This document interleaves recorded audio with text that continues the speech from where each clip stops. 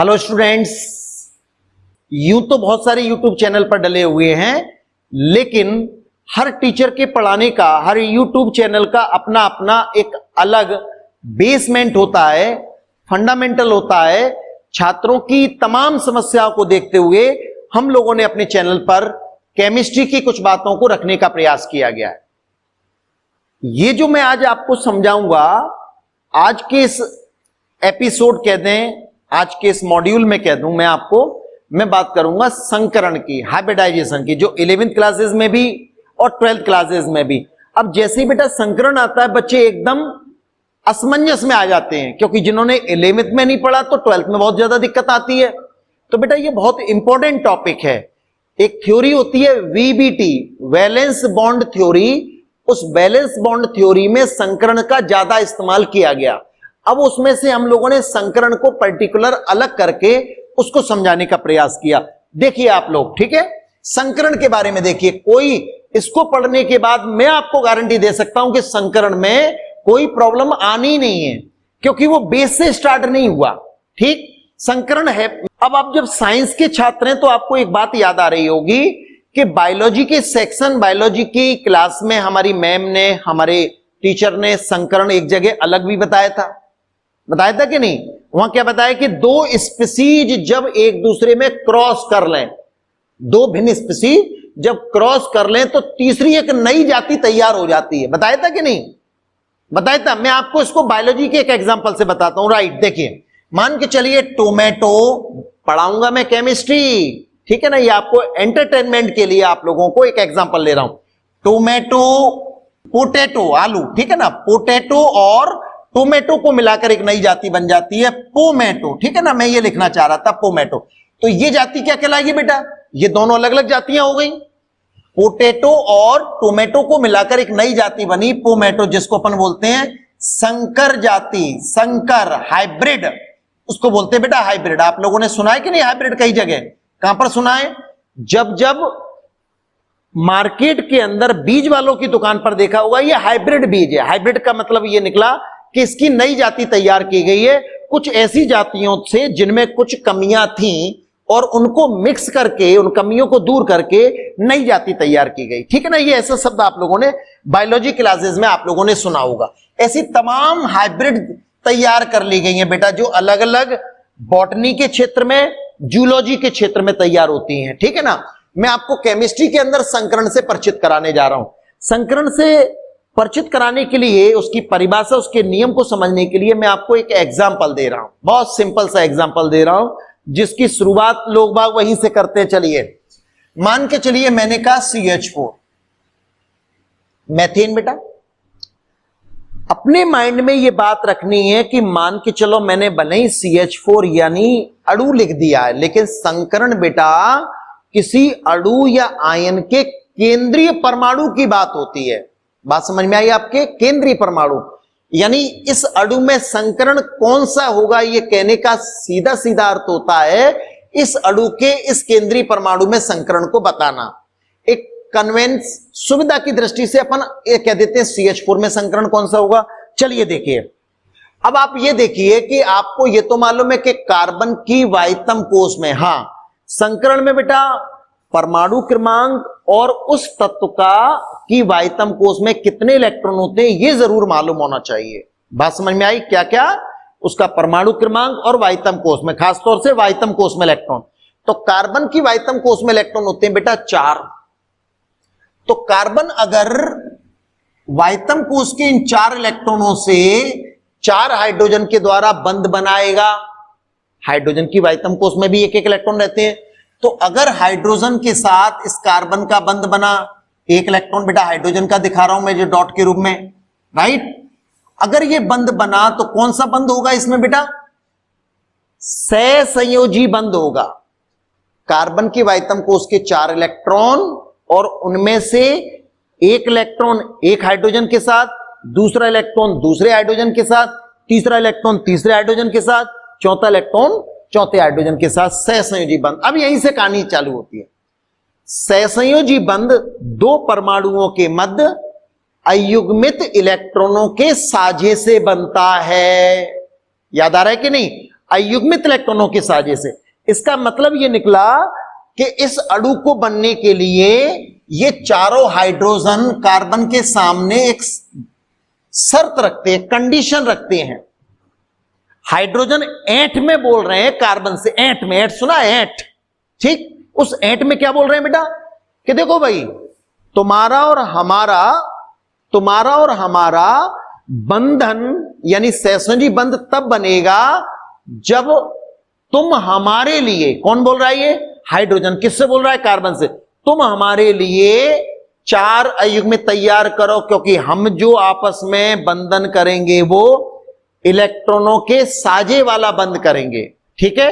कितने अयुग्मित इलेक्ट्रॉन तैयार करो, 4। तो यह समझने के लिए कार्बन की वाइतम कोष परमाणु क्रमांक कितना बेटा, 6, पहली कोष में इलेक्ट्रॉन कितने, 2, दूसरी कोष में कितने, 4। 4 पर मैंने गोला लगा दिया क्योंकि वो वाइतम कोष है और ये वाइतम कोष के इलेक्ट्रॉन को हम लोग संयोजी इलेक्ट्रॉन कहते हैं। समझ में आ रहा है इतनी बात। ये 4 इलेक्ट्रॉनों को, दूसरी कोष के इन 4 इलेक्ट्रॉनों को वितरण किया जाए तो ये हो जाएगा 2s2 2p2, s कक्षक में 2 इलेक्ट्रॉन और बचे हुए 2 इलेक्ट्रॉन p कक्षक में आ गए, ठीक है। अब s कक्षक के लिए अपन ने एक बॉक्स बनाया, दरअसल कक्षक, ठीक है ना, सुविधा की दृष्टि से बॉक्स में अपन इसे इंडिकेट करते हैं, गोला बनाकर भी कर सकते हैं बेटा। तो इसमें इलेक्ट्रॉन कितने हैं बेटा, 2। अभी अपन क्या देख रहे हैं, हाइड्रोजन ने, चारों हाइड्रोजन ने कार्बन के सामने जो शर्त रखी थी, क्या तुम्हारे पास 4 अयुग्मित कक्षक हैं, क्या वो देख रहे हैं, क्या वो देख रहे हैं, राइट। 2 इलेक्ट्रॉन इसमें आ गए बेटा, और पी के 3 कक्षक होते हैं जिनमें 2 इलेक्ट्रॉन ऐसे भरे हैं।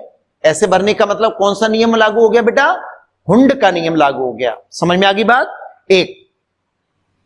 अब देखिए, ये 2 इलेक्ट्रॉन एक कक्षक में, ये तो युग्मित है, और ये दोनों एक एक इलेक्ट्रॉन यानी ये अयुग्मित है। तो कितने इस समय, सिर्फ 2, जबकि हाइड्रोजन कितने जुड़े हैं बेटा, 4। अणु तो बना होगा, CH4 अणु होता है। इसका मतलब कार्बन ने हाइड्रोजन की उस शर्त को फॉलो किया होगा, उस शर्त का पालन किया होगा। अब चूंकि यहां तो नहीं दिख रहा, पर हमें मालूम है कि बेटा ये इलेक्ट्रॉन उत्तेजित होकर कहां चला जाएगा, क्रमोन्नत होकर, प्रमोट होकर बेटा यहां आ जाएगा, ठीक है ना, जिसे मैं नीचे वाली स्थिति में दिखा रहा हूं आपको। कार्बन कहता है कि हां मैं ऐसा कर लूंगा क्योंकि मेरे पास युग्मित कक्षक भी है और रिक्त कक्षक भी है, तो मेरा एक इलेक्ट्रॉन कूद कर यहां आ जाएगा। हो गई बेटा कितने, 4। एक शर्त कंप्लीट हो गई।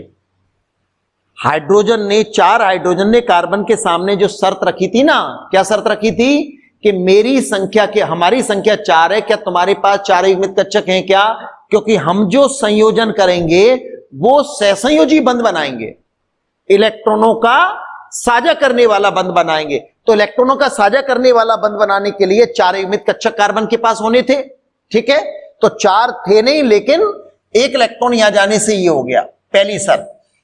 अब पहली शर्त कंप्लीट करने के बाद ये हाइड्रोजन फिर अपनी दूसरी शर्त रखते हैं। क्या करते हैं कि भाई तुम्हारे 4 कक्षक तो तैयार हो गए, लेकिन बेटा इन 4 कक्षकों में से ये S है जो गोलाकृति का होता है, S है जो गोलाकृति का होता है, P है जो डंबलाकार आकृति के होंगे बेटा, 3 P कक्षक है, ये S, ये P, ये P, ये P, 3 P कक्षक। इसको अगर मैं PX कह रहा हूं, X अक्ष मान लूं, तो ये मैंने बना दिया, ये Y अक्ष पर बेटा मैंने बना दिया डंबलाकार आकृति। इतना समझते हैं कि नहीं हम लोग, P की आकृति कैसी होती है बेटा, डंबलाकार। तो क्या बना दिए मैंने, P के अलग अलग 3 कक्षक PX, PY, PZ को मैंने एक ही में ले लिया, हम अलग अलग बना सकते थे, ठीक है। अब बात आती है कि अब जब इनकी आकृतियां अलग अलग हैं तो ये सब ऊर्जा में अंतर है। आकृति मतलब एक की S गोलाकार है, ये S कक्षक है बेटा, और P की डंबलाकार आकृति है बेटा, ये P कक्षक, PX, PY, PZ, 3 P कक्षक हैं ये, राइट। तो इनकी आकृतियों में भी अंतर है, और चूंकि आप देखिए ये गैप है कि नहीं, S अलग बनाए, P अलग बनाए, तो इनकी ऊर्जा में भी अंतर है। बहुत ज्यादा अंतर तो नहीं है, लेकिन अंतर है। तो इसका मतलब ऊर्जा में भी अंतर है थोड़ा सा, और आकृतियों में भी अंतर है।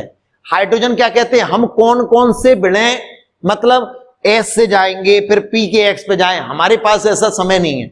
तो पहले क्या कर लो तुम, ये हाइड्रोजन कार्बन से कह रहे हैं कि पहले तुम मिल जाओ चारों, और भैया समान ऊर्जा के हो जाओ और समान आकृति के हो जाओ। यहीं से अपनी बात चालू होगी। क्या ये बात किसने की थी? इन सहायक परमाणुओं ने केंद्रीय परमाणु के सामने दो शर्तें रखी थी। 4 अयुग्मित कक्षक तैयार करो, क्योंकि हम 4 हैं और एक एक इलेक्ट्रॉन का साझा करेंगे। हो गए साहब। अब ये अभी भी ये हाइड्रोजन कार्बन के साथ बंध बनाने के लिए तैयार नहीं है। तो कैसे तैयार होंगे वो? कि भाई ऊर्जा और आकृतियों को एक जैसा करो।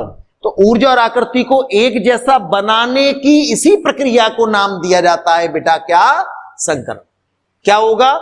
ये किसके कक्षक हैं बेटा? कार्बन के। तो ये एक एस और 3 पी कक्षक मिक्सिंग हो रहे हैं। एस कक्षक इनके साथ मिक्स हो रहा है, इंटरमिक्सिंग। तो the intermixing of various orbital of the central atom and forms new hybrid orbital, and this phenomena is called hybridization. ठीक, मैंने इंग्लिश में बोल दिया, अब मैं आपको इसकी परिभाषा को हिंदी में बोलता हूं। अगर केंद्रीय परमाणु के भिन्न ऊर्जा लगभग समान ऊर्जा, भिन्न आकृति के कक्षक जब इंटरमिक्सिंग करके नए समान ऊर्जा और समान आकृति के कक्षक तैयार करते हैं, तो इस प्रक्रिया को क्या बोलेंगे बेटा? संकरण बोलेंगे। क्या बोलेंगे? संकरण। ये क्या मैं बता रहा हूं? ये संकरण होते हुए दिखा रहा हूं मैं बेटा। ये देखिएगा, थोड़े छोटे साइज में मैंने बना दिए। ठीक है, ये वही पी कक्षक और ये एस कक्षक ही आ गया, ये आ गया। ये क्या दिखा रहा है, बनाया जा रहा है? यहां पर संकरण को होते हुए दिखाया जा रहा है। गोलाकृति का एस कक्षक और ये 3 पी कक्षक, यानी s, p x, p y, p z का इंटरमिक्सिंग हो रहा है बेटा, इंटरमिक्सिंग हो रहा है। और इस इंटरमिक्सिंग के बाद उतने ही नए कक्षक, इसका मतलब ये तो मिलने वाले कक्षक हैं, मिश्रित होने वाले कक्षक हैं। अब नए कक्षक तैयार होंगे। वो जो नए कक्षक तैयार होते हैं उनमें क्या क्या विशेषता होती है? नंबर 1, उन नए कक्षकों को हम कहते हैं संकरित कक्षक। क्या बोलते हैं? Hybrid orbital. और क्या बोलेंगे? और क्या होता है? उनकी ऊर्जा बिल्कुल समान होगी, उनकी आकृतियां समान होंगी। तो हाइब्रिड ऑर्बिटलों की आकृति ऊर्जा बिल्कुल समान होती है। ठीक है ना? तो अगर ये कहा जाए कि कौन कौन से कक्षक मिले, जिसे मैं बॉक्स के रूप में बता रहा हूं, ये हुई उनकी आकृति हो गई। समझ में आ गई बात? तो इनके संयोग से जो नए कक्षक बनेंगे बेटा, वो सब ऐसी आकृति के हो जाते हैं, और जितने संयोग कर रहे थे उतने बनेंगे। ये एक नया कक्षक बन गया। आगे 4 लगाने का मतलब ऐसे कितने बन जाएंगे? 4। ये 4, इसका नाम रखेंगे अपन इस संकरित कक्षक का। वो अच्छा, संकरण का जो नाम होगा, संकरित कक्षक का जो नाम होगा, वो किस पे डिपेंड करेगा? कितने कक्षकों की इंटरमिक्सिंग हुई है, कौन से और कितने। तो कौन से? एस और पी। कितने? तो 1 एस और 3 पी। तो इस संकरण की इस प्रक्रिया को नाम दिया जाता है क्या बेटा? sp3 संकरण। समझ में आया आपको? इस संकरण का नाम क्या होगा? sp3 संकरण। तो CH4 अणु में कौन सा संकरण होता है बेटा? sp3 संकरण होता है। ये मैंने निकाला, अभी अपन ट्रिक्स के आधार पर बताएंगे, बहुत फास्ट बताएंगे आगे चलकर। तो ये हो गया sp3 संकरण। sp3 संकरित कक्षक बना दिया बेटा, ये हाइब्रिड ऑर्बिटल बना दिया गया। ये संकरित कक्षक क्या होते हैं बेटा? अंतरिक्ष में यानी त्रिविम में एक दूसरे को प्रतिकर्षण करते हुए वहां जमा होते हैं जहां इनमें प्रतिकर्षण कम से कम हो। एक दूसरे को धकेलते हुए वहां पर जमा हो जाते हैं, वहां ये अपना स्थान ग्रहण करते हैं जहां होने पर उनमें प्रतिकर्षण कम हो। ऐसा हमने वीबीटी थ्योरी के अंतर्गत पढ़ा था। तो इन 4 कक्षकों को बेटा मैंने यहां बनाया। 1, 2, ये छोटा सा लोब है, ठीक है ना? अगर ना भी बनाया जाए तो कोई परेशानी भी नहीं, ऐसे भी इंडिकेट कर देते हैं अपन, ठीक है ना इसको। ये भी sp3 संकरित कक्षक। ये क्या बना दिए बेटा मैंने? जिनको एक साथ 4 मैंने यहां लिखा था, उनकी अंतरिक्षी व्यवस्था बना दी, 4 sp3 संकरित कक्षक की। ओके, अब ये 4 sp3 संकरित कक्षकों में इलेक्ट्रॉन कितने कितने होंगे? यहां मैं बॉक्स के तरीके से बनाऊं इसी चीज को। sp3 संकरण बेटा। ओके, 1 2 3 4 चारों में वैसे इलेक्ट्रॉन वैसे ही आ जाएंगे। इस कक्षक का नाम देखिए, इस कक्षक का नाम s था, लेकिन इसका नाम s नहीं होगा क्योंकि s p के साथ मिल चुका है। तो इस कक्षक का नाम क्या होगा? वही नाम होगा जो मिक्सिंग के, देखिए इंटरमिक्सिंग यहां मैंने दिखाया आकृति की दृष्टि से और वो बॉक्स की दृष्टि से, ठीक है ना। हर बार ये दिखा पाने में समय काफी लगता है। एक बार किसी चीज को हम सीख जाते तो हम लोग केवल बॉक्स से ही दिखाते चले जाते हैं या गोले बनाकर दिखा देते हैं। ये कक्षक जिसको संकरित कक्षक कहेंगे क्योंकि संकरण के बाद बना है। कितने बने हैं? 4, क्योंकि कितने भाग ले रहे थे बेटा? 4। कौन कौन से? 1s और 3p, तो संकरण का नाम बना sp3 संकरण। इसका नाम क्या होगा? sp3 संकरित कक्षक 1, sp3 संकरित कक्षक 2, sp3 संकरित कक्षक 3, sp3 संकरित कक्षक 4। 4 बन गए कि नहीं? यानी हाइड्रोजन से बंध बनाने के लिए कार्बन के पास 4 अयुग्मित समान ऊर्जा और समान आकृति के कक्षक होने चाहिए थे, अब तैयार हो गए। तो ये 4 sp3 संकरित कक्षक आकृति की दृष्टि से जो चतुष्फलकी रूप से फैले होते हैं। अंतरिक्ष में कक्षक एक दूसरे को प्रतिकर्षित करते हुए वहां ठहरता है जहां उनमें प्रतिकर्षण क्या हो बेटा? न्यूनतम हो। जितना कम प्रतिकर्षण होगा उसका ठहराव, उसकी स्टेबिलिटी यानी स्थायित्व क्या होगा? ज्यादा होगा। और जहां उसका ठहराव है हमेशा के लिए उस फॉर्म में, हम वही उसकी ज्यामिति कह देते हैं। आ रही बात समझ में? तो अब देखिएगा ये एक एक इलेक्ट्रॉन बेटा, इनमें जो मैंने ये दिखाई बेटा एक एक इलेक्ट्रॉन। अभी ये पूरी कहानी क्या हो पाई है? अभी ये पूरी कहानी हो पाई है बेटा कार्बन की। ये कार्बन के ही तो कक्षक थे, अभी हाइड्रोजन का रोल तो था ही नहीं। हाइड्रोजन तो समझ लो बाराती बनकर गए। एक काम करो, पहले पत्तल ये वाली डालो, पत्तल को धो, फिर हम खाना खाएंगे। वो कहानी कर दी इन्होंने। तो ये 4 sp3 संकरित कक्षक तैयार हो गए। अब हाइड्रोजन कहते हैं हां अब हम तुम्हारे साथ, हमारे कक्षक और तुम्हारे कक्षक अयुग्मित हमारे और तुम्हारे कक्षक मिलकर क्या कर सकते हैं? सहसंयोजी बंध बना लेंगे। अब देखिए ये क्या बता रहा हूं मैं आपको, ये हाइड्रोजन का s कक्षक गोल आकृति बेटा, हाइड्रोजन का s कक्षक, और ये हाइड्रोजन का इलेक्ट्रॉन, हाइड्रोजन का s कक्षक, हाइड्रोजन का s कक्षक। ये क्या हो रहा है? इसको बेटा आप लोगों ने पढ़ा था अतिव्यापन में, पढ़ा था कि नहीं? तो कार्बन के रेड कलर के ये 4 sp3 संकरित कक्षकों ने हाइड्रोजन के s कक्षकों के साथ अतिव्यापन कर लिया। अतिव्यापन मतलब बंध बना लिया। इसका मतलब अगर मैं इसमें ये कहता, ये तो हो गया बेटा sp3 संकरण होता है CH4 में, और अगर मैं ये पूछता कि इसमें अतिव्यापन का प्रकार क्या है, तो इसमें अतिव्यापन का प्रकार होगा sp3-s। जो बंध बनाए ना, उस बंध बनाने में दोनों कार्बन के परमाणु का sp3, हाइड्रोजन के परमाणु का s कक्षक, ठीक है। तो sp3-s अतिव्यापन का प्रकार होगा। इसके बाद ये अतिव्यापन को दिखाया है, और ये अतिव्यापन के बाद बंध बनी हुई स्थिति को दिखा दिया जाता है। तो ये ज्यामिति कैसी बन गई बेटा? ये समचतुष्फलकी बन गई, समचतुष्फलकी बन गई। इसका ये बंध कोण का मान प्रायोगिक रूप से जो निकाला गया वो कितना था बेटा? 109 डिग्री 28 मिनट का था। ज्यामिति कैसी हुई बेटा? समचतुष्फलकी हुई। बैठी दिमाग में बात? तो संकरण किसी अणु के केंद्रीय परमाणु के लगभग समान ऊर्जा एवं भिन्न आकृति वाले कक्षकों के मिलने की प्रक्रिया है, मिक्सिंग होने की प्रक्रिया है। इससे क्या तैयार होंगे बेटा? संकरित कक्षक तैयार होंगे। कितने तैयार होंगे? जितने भाग लेंगे, 1 2 3 4 भाग ले रहे थे। कौन कौन से भाग ले रहे थे? 1s और 3p। तो संकरण का प्रकार बनेगा sp3 संकरण। इसी को अपन कह देते हैं कि भाई CH4 में sp3 संकरण होगा। अब आती है बात कि सर ये तो CH4 में आ गया, अब ट्रिक्स क्या है? किसी अणु या आयन में संकरण निकालने की ट्रिक्स क्या है? तो संकरण निकालने की ट्रिक्स है बेटा कि जिस अणु के केंद्रीय परमाणु में हम संकरण निकालने जा रहे हैं उसने सिग्मा बंध कितने बनाए। अब देखिए CH4 में संकरण हम 2 तरीके से निकालते हैं, या तो हमें कोई ज्यामिति बनाकर दे दे, राइट, जैसे मान के चलो आपको यह मालूम है कि CO2 की ज्यामिति बेटा ऐसी होती है, राइट। अगर आपको यह मालूम है कि XeF2 की ज्यामिति बेटा इस तरह से होती है, ये,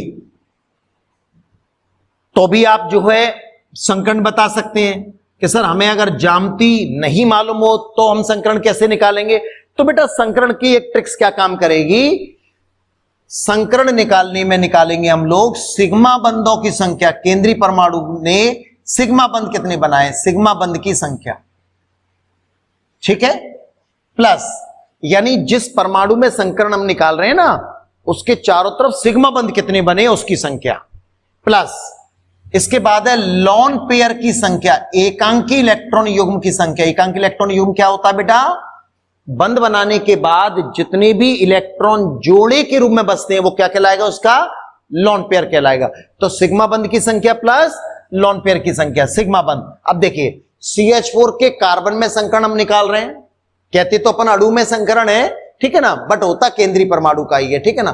तो केंद्रीय परमाणु ने सिग्मा बंध कितने बनाए थे, इसने 4, प्लस लॉन पेयर है कोई इस पर, कार्बन की वाइतम कोष में इलेक्ट्रॉन कितने, 4, और चारों ही बंध बना रहे हैं। वाइतम कोष में इलेक्ट्रॉन कितने, 4, और चारों ही बंध अगर बनाते हैं तो कोई भी लॉन पेयर नहीं है, 0 बराबर संख्या कितनी बैठी, 4। अब संख्या अगर 4 आती है तो संकरण होगा बेटा कौन सा, 4 कक्षकों वाला, अर्थात sp3। इसी तरह से मैं अगर आपको अमोनिया में बताऊं बेटा NH3 में, आप देखिए अमोनिया का केंद्रीय परमाणु कौन हो गया बेटा, नाइट्रोजन। नाइट्रोजन की वाइतम कोष में इलेक्ट्रॉन कितने होते हैं, 5 होते हैं वाइतम कोष में 5, लेकिन बंध 3 हाइड्रोजन के साथ 3 ही बनाएंगे तो 3 सिग्मा बंध बने, सिग्मा बंध 3 ही तो बनेंगे। नाइट्रोजन की वाइतम कोष में 5 इलेक्ट्रॉन होते हैं, 3 तो हाइड्रोजन के साथ बंध बना लिया, हाइड्रोजन एकल संयोजक एक बंध बनाएगा, और एक इलेक्ट्रॉन जोड़ा जिसे लॉन पेयर कहते हैं बचा, तो 3 और 1 4 संकरण क्या बनेगा, sp3, राइट। H2O में संकरण देखना है तो H2O का केंद्रीय परमाणु कौन है बेटा, ऑक्सीजन। ऑक्सीजन की वाइतम कोष में इलेक्ट्रॉन होते हैं 6, परमाणु क्रमांक 8 होता है 2,6, उनमें से 6 इलेक्ट्रॉनों में से 2 हाइड्रोजन के द्वारा बंध बन जाएंगे, 2 ही तो बंध बनेंगे। ऑक्सीजन की वाइतम कोष में इलेक्ट्रॉन कितने हुए बेटा, 6, 1, 2, ये बंध बन गए बेटा, ये सिग्मा बंध, ये सिग्मा बंध, जैसे ये सिग्मा, ये सिग्मा, ये सिग्मा, और 2 कौन बचे, लॉन पेयर। तो 2 सिग्मा प्लस 2 लॉन पेयर बराबर 4 संकरण आएगा sp3, ठीक है ना। हालांकि और भी ट्रिक्स हैं, जैसे अगर डायरेक्टली जल्दी जल्दी बताऊं, कार्बन की वाइतम कोष में इलेक्ट्रॉन कितने, 4 और 4 हाइड्रोजन, तो 4 और 4 8, 2 का भाग लगा दो, वाइतम कोष में 4 इलेक्ट्रॉन हो गए, 4 हाइड्रोजन जुड़े हैं, 4 और 4 8, 2 का भाग लगा दो, 4 आ गया, तो 4 मतलब संकरण हो जाएगा sp3।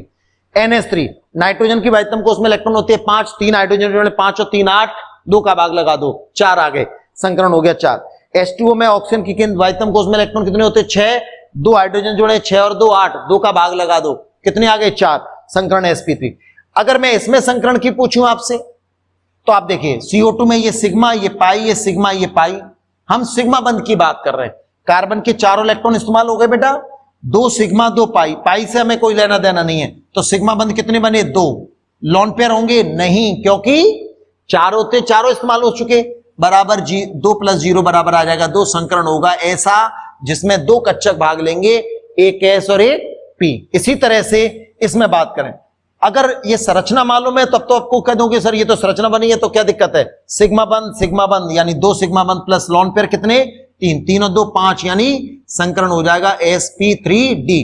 अब अगर ये संरचना नहीं बनी होती, XeF2 की संरचना नहीं बनी होती तो क्या होता, जिनोन के वाइतम कोष में इलेक्ट्रॉन कितने बेटा, 8 हो गए, 8 डॉट लगा दिए मैंने, लुईस बिंदु सूत्र बना दिया।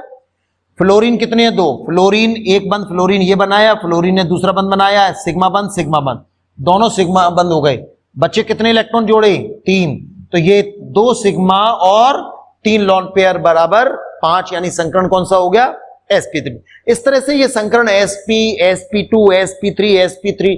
अब देखिए मैं एक ऋणायन में आपको बताता हूं, मान के चलिए मैंने कहा आपसे कि कार्बोनेट में संकरण कौन सा होगा, CO3 2 नेगेटिव में संकरण कैसा होगा, ठीक है ना। अब जब ऋणायन लग गया तो इसका तरीका क्या है, इसमें तरीका यह है कि कार्बन की वाइतम कोष में इलेक्ट्रॉन कितने होते हैं बेटा, 4 होते हैं, 4 में ये 2 इलेक्ट्रॉन जोड़ दो, 4 और 2 6, वो 6 इलेक्ट्रॉन मैंने यहां दिखाए, 1 2 3 4 5, ये सिर्फ ट्रिक्स है, बात समझ में आ गई। और इसके साथ जुड़ने वाला ऑक्सीजन कैसा है बेटा, द्विसंयोजकी, मतलब दो बंध बनाने की सामर्थ्य रखता है। दो बंध बनाए, दो बंध बनाए, दो। अब आप कहोगे सर ऐसे संरचना नहीं होती, संरचना इसकी इस तरह से अलग होती है, बट मैं आपको ट्रिक्स बता रहा हूं। Sigma pi sigma pi sigma पाई, ठीक है ना। ऐसा नहीं होता कि 6 बंध बना ले, मैं आपको ट्रिक्स बेसिस बता रहा हूं आपको। संरचना तो बेटा इसकी ये होती है, ठीक है ना। अभी मैं संरचना से भी आपको बता दूंगा। अब देखिए संरचना से कैसे बता सकते थे, कार्बोनेट में सिग्मा बंध कितने बने, 3, 1 2 3, 3 सिग्मा। लॉन पेयर होगा नहीं, क्यों, क्योंकि वाइटम कोष में 4 इलेक्ट्रॉन होते, टोटल तो 4 बंध बना लिए, तो वाइटम कोष में तो इलेक्ट्रॉन है ही नहीं, लॉन पेयर तो है ही नहीं। तो सिग्मा बंध कितने बने, 3, और 3 सिग्मा 0 लॉन पेयर बराबर संकरण क्या आएगा बेटा, sp2, राइट। अब ऐसे निकाल लो, sigma pi sigma pi sigma pi, कितने सिग्मा है, 3, ठीक है, कोई लॉन पेयर नहीं है, तो संकरण कौन सा होगा, sp2 होगा। इस प्रकार से हम बेटा संकरण को निकाल सकते हैं, ठीक है ना। किसी और वीडियो के अंतर्गत जो मैं डालूंगा उनमें अपन और आगे बढ़ने का प्रयास करेंगे संकरण के लिए साथ, ठीक है ना। तो आपको संकरण कैसा लगा, संकरण को समझाने का तरीका कैसा लगा, संकरण को निकालने की ट्रिक्स कैसे काम आई, वाइटम कोष के इलेक्ट्रॉन आपको मालूम होना चाहिए केंद्रीय परमाणु के। अच्छा कई बार क्या है, मान के चलो हमने ये लिख दिया CH3 CH2 CH double bond CS single bond CH3, right. अब मान के चलो उन्होंने कहा कि संकरण बताइए प्रत्येक कार्बन का। अब देखिए ट्रिक्स देखिए, कार्बन ने 4 बंध बनाए हैं, देखो 3 हाइड्रोजन के द्वारा और एक ये, 4 हुए कि नहीं। वाइटम को उसमें 4 इलेक्ट्रॉन होते, चारों बंध बना रहे, कोई लॉन पेयर नहीं, संकरण कौन सा होगा, sp3।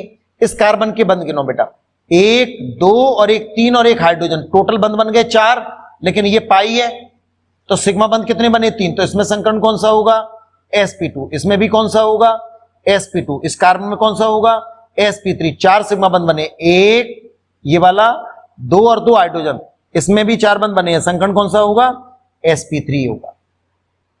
बात समझ में आई। इस तरह से हम किसी में भी संकरण निकाल सकते हैं। अगर मैंने और बताया आपको, ऋणायन में एक एग्जांपल दिया सल्फेट आयन, तो सल्फर की वाइटम कोष में इलेक्ट्रॉन होते हैं बेटा 6, 2 ऋणायन के 2 इलेक्ट्रॉन जोड़ दो, that is the tricks, not, ठीक है ना, एक्चुअल स्ट्रक्चर। ऑक्सीजन कितने जुड़े हैं, 4, डबल बॉन्ड बनाया, डबल बॉन्ड बनाया, डबल बॉन्ड बनाया, डबल बॉन्ड बनाया। अब देखिए sigma pi sigma pi sigma pi, कितने सिग्मा बन गए, 1 2 3 4, 4 सिग्मा, इसकी बात कर रहा हूं मैं। संकरण कौन सा बेटा, sp3। बात दिमाग में आई। अगर मैं आपसे पूछता हूं अमोनियम आयन में संकरण कौन सा होगा, NH4 धनायन में, तो नाइट्रोजन की वाइटम कोष में इलेक्ट्रॉन कितने होते हैं, 5। अब चूंकि धनायन एक धनाभिस लगा, 1 इलेक्ट्रॉन उठा दो, तो 5 में से 1 गया, तो कितने बचे, 4, ठीक है। चारों 4 हाइड्रोजन के साथ सिग्मा बंध बनाएंगे, कोई लॉन पेयर नहीं, संकरण बनेगा sp3। ओके, तो आपको क्लास का मटेरियल कैसा लगा, अगर आपको अच्छा लगता है तो बेटा सब्सक्राइब कीजिए। और मैं कौन, फारूकी सर, तो मैं आप लोगों को केमिस्ट्री पढ़ाता हूं, ठीक है ना। तो आपको अगर अच्छा लगता है तो हमारी दूसरी वीडियोस भी डली हुई हैं, और उसे शेयर कीजिए, लाइक कीजिए। ओके बेटा, धन्यवाद।